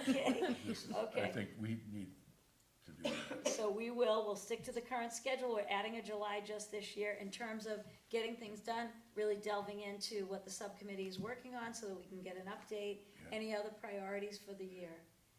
I have one other thing that I hope we can at least take a look at for the July 9th meeting, is to take a look at these policies on the Merriam Room, policies on Yeah. public comments for our meetings. Yep, And then to make some decision about a recommendation for hours if we're gonna have that policy. okay, But we can, you know, work on, I'd like to spend most of the time, I hope, on that tactics thing. right. And just, I read the materials that were prepared for that meeting, and I think there's a lot of very interesting and helpful and useful. I think it's gonna be useful for the next strategic plan. I just wanna add That's one. what I thought, yeah. With a selfish thing that I know that Nan Johnson finished second as the third, 3-year term, but she had previously done a lot with beautification of the outdoors of the library. So I'd like to add that on, beautification, like whatever that means, whether it's the inside of the library, getting artwork up, but also maybe planting outside, that type of thing. Could we just create a subcommittee to, in the month of June, do the art review, like, why wait, right? Why If we wait? have this month break, Okay, maybe we designate. I like it. I'm so enthusiastic about that idea. I think it's a Yes, great idea, all right. and I just, why would we wait? Who wants to be on the subcommittee? reserve until you see what's in there. I like it. So what do you think, who wants to do a subcommittee with Lindsay on the art? I'll do it. I'd be interested too. Yeah, Yeah, I okay. don't Oh, have to, well, I that's don't a have lot to be then. on the subcommittee, Yeah. I think You that just that you wanna get action us- should be taken. Okay, And even if it's, Lindsay, even if it's when a you suggest- wall of ugly art, there's a You really. suggest it, you've got it. so, what, No, what, it is popular, so happy you should not be on that. so right I now, was gonna say, like, I'll take a pass, Yeah. because I got my fingers in other pots as well. Erica, I'm in. Okay. I'm yeah, a I can fan. too. So, I'm a fan. let me just add Yep, a little yep. monkey wrench here. Yep. Okay. Let me know when you wanna come. I have to make sure the room, I have a place to put them for you to Yeah. look at them, because if Okay. I have to go back in there because there's no place. Right. There's no place to put them, and it's gonna be really hard to get them out Okay. of where they are, so give me enough All right, notice to be able to do that and make sure that there's a place to put them so you can look through them. all right. So the things that I heard about was we're gonna really find out where the subcommittee is at and what they're advising us to do in terms of how we're evaluating, we call it tactics, I don't think I like that word, but, so that policies on the Merriam Room, policies on public comment, hours of operation, beautification. The last question I was gonna ask the board, unless anybody has anything else, yeah, go ahead. Okay, so Lindsay had brought up a good point, when we met over coffee, saying we don't do anything to onboard new members. Okay. So that it would be good to have an onboarding I and agree. handbook, onboarding handbook, both one, this is your party. Yeah, no, here and I had met for coffee just to catch up on just general life things and Yeah. you know, started noodling on things around the board, and I said, I really am like missing, I want like a handbook, I want Right. like my, you know, this is my reference, agree. this is what we do, this is our objectives, here's a copy of the strategic plan, right? And it doesn't necessarily have to be a 500-page binder, but there's great resources that I've seen on the MBLC website that actually provide guidance on how to craft your own town's handbook, I right? like So you reference their materials as they apply, you state in your handbook what's different from the state, charter, and then you sort of fill in with, policies or at least links to a sort of a reference guide for all of us, just to help, because even now I feel like I've learned so much, but it wasn't super obvious how to Okay. onboard to this group. Okay. And that made it really hard to participate at first. Right. I didn't know what to say or what to do or what we were doing. So I think maybe we could talk about a roadmap for how to deliver something like I like that it. as a group. 'Cause I just think that would be so useful. And then if we do have people coming on, which now we're going to need to fill a seat, that person would be a great beneficiary, a Yeah. first guinea pig of a handbook. So. Yes. And it gives us the opportunity to memorialize certain things, like you said, our role was unclear for some time, or Yeah. what our authority was, so Right. this lets us get it down for all future board members, so that it's very clear what Right. powers we have, what powers we don't have, and how to go about doing things. Right. So there's that. My other thing is we should tweak the collections policy just to kind of strengthen some of our focus on periodicals, adult programming, Okay. stuff that we didn't think of the first time around, but the collections policy is a living document that allows us to update, so I want to make sure that we update it accordingly. And of course, as an aside, the report that I did, I'm going to be sending it out to the select board and finance as well, because I think at this point we have the wind at our backs. We see that there is a gap. We are all on board. We are all unanimous in wanting to fill it and wanting to make this the best library we can make it for everybody in the community, not just the kids, but the adults, not just the e-readers, but old-fashioned, old-school paper people like me. So, always me, I'm super old school. So I wanna definitely make that a focus in the coming year, not just with Jean's goals, but any additional way we can help, any additional things we spot, whether we're looking at hours or whether we are collecting feedback from the community on which periodicals they wanna see or best practices. I think, last year we spent time figuring out what are all our powers. This year we can use our powers for the good of the community. Well said, well said. Question for the board. I had to reach out to town hall because I knew that you had been successful in both the 1 year and the 3 year categories. If you were to choose not to take the 3 year seat, Nan Johnson, who was a previous member of our board, would have served the 3 year. So my question today, I went down to town hall to get sworn in. Can I finish my sentence? Thank you. I'm just putting myself on the queue. I'm a huge Nan Johnson fan. I'm just throwing it out there. I don't deny it. But my question to the assistant town, to the town clerk was, if we were to appoint Nan, how would we do it? I want to hear from, if the board is interested, there's two avenues. One would be, I write a letter to the select board recommending that we appoint Nan Johnson for the 1 year seat. And they would either approve that, or they would ask us to do a joint committee, which we've done. You were a part of a joint team that we were all unanimous about you, and Steve did the same thing. So I wanted to see if the board would be interested in me recommending Nan Johnson for the 1 year, and then they would they'll tell us whether it's gonna be a joint meeting or whether they'll just approve that. So that's my question tonight. In terms of because we do need to fill that vacancy. And typically what we would do, if we didn't have this option, we would, if somebody expressed interest, then I would write a letter to the town manager and say that we have this vacant position, then they'd advertise it, and then a person would apply. I was just gonna add in there that actually, if you win both slots, the second runner-up doesn't get the slot you didn't choose. Right, of course, Because. yeah. Right. Yeah, Because no. I just wanted Well, to it's an put that election, there. Yeah, because exactly. the community didn't vote for that person for 1 year. We don't have ranked choice voting. No. I'm with, Yeah. I'm with you, Mary, 100% on requesting that perhaps, well, first of all, are members ready to ask for her to be appointed for Yeah, that that was open my question. position? if we are, then it'd be good for you to Yeah, we just write. see if there's a Yeah. way to shorten the process. Right, Yeah, I was gonna ask, because I don't know, it's a real question. Okay.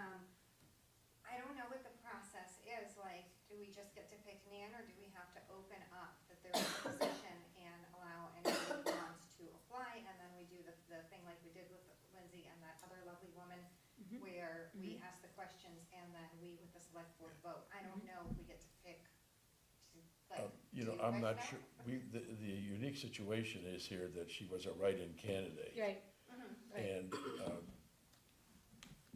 I think it's unique, and I think it's up to the board. So first of Yeah. all, if we vote that we would like to do that, then you have authority to be able Correct, to ask the Board of Yeah. Selectmen if Right. we want to go through the process, or if Right. we can appoint her. correct. So I'd make a motion that if it's possible to appoint Nan with the Board of Selectmen, that's who I would like to do Okay, do I have for a the second? vacancy. Second. Okay.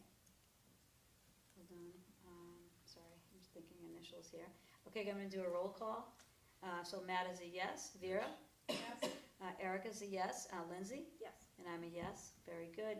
So what I will do is I will move it forward, saying that the board is moving forward, Nan, but we want the recommendation of the select board, how they'd like to, whether they want to, whether they'd approve that recommendation, or whether we need to open it up, to go back to your point. And if they approve our recommendation that's been voted upon unanimously, whether we would go right to allowing the select board to just have her on board, just to steal your expression, or whether we'd need to have a joint meeting, which only for the last two candidates, we had joint meetings. That was something they did past practice. Me too. My first time on the board Oh, yeah. was, I went through a joint meeting. Oh, and you did, that's Yeah. right, you did. That first year when I wasn't sure how to onboard, so I think I was pretty silent for the entire year, which Yeah. is very against the grain. No, it goes against I your didn't grain. think you were that silent. I was a little silent, comparatively, Comparatively. yes. Do we have any further things that anyone would like to raise? I just want to point out on the agenda, and thank you, Vera, for giving me this agenda. I'm going to include on the bottom of all of these, it's feedback@auburn.gov. That's our group email. So, just want to point that out. We should put, whatever is our Board of Trustees feedback at Auburn.gov?